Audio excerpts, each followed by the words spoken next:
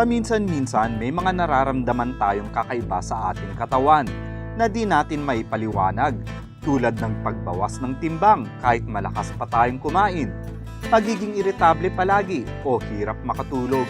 Pagka ganito, alam na natin na may nangyayari sa ating kalusugan. Marahil iba't iba ang pwedeng maging sanhi ng mga ito, pero may isa rin na maaaring maging ugat ng mga ganitong sintomas.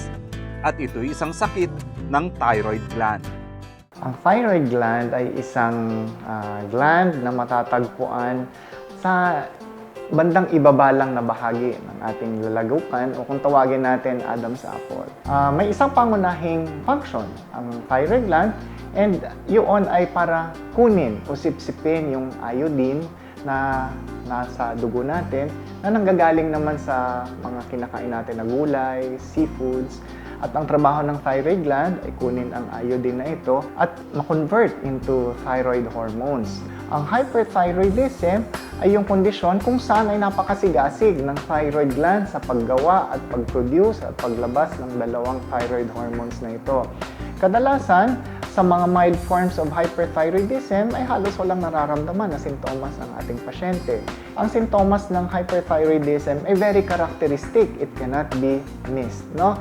So kabilang sa mga symptoms na mapapansin natin, mabilis na pagtibok ng ating puso o kaya nagiging mapawisin tayo, no? Pwede kang makaramdam na panginginig ng mga kamay at kalamnan.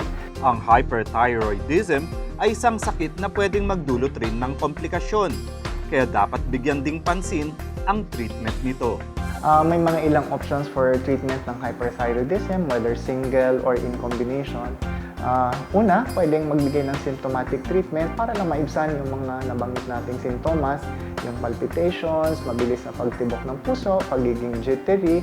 Ito ay maaring mabigyan ng panandaliang solusyon sa pagbibigay ng beta blockers, no, na siyang titigil, no, symptomatic relief for all the symptoms. Isang bagay na maaring makatulong laban dito ay ang Circulan na may garlic, ginkgo biloba, cottonberry at lemon balm na nakakapagbawas ng mga masamang epekto na gawa ng hyperthyroidism. Pinapayo lang natin yung healthy balanced diet. In terms of natural supplements, maaari silang mag-take ng lemon balm because lemon balm is known to have a calming effect.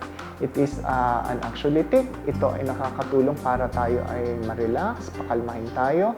And for people na may hyperthyroidism na halos hindi matigil ang kanilang pag-iisip, ang pagtakbo ng kanilang utak, and therefore ito ay nakakatulong na sila ay makatulog sa gabi, yung kanilang panginginig maibsan, yung kanilang pagiging jittery o matatakutin ay mabawasan din. This portion was brought to you by Circulan. Nasa dugo lang yan.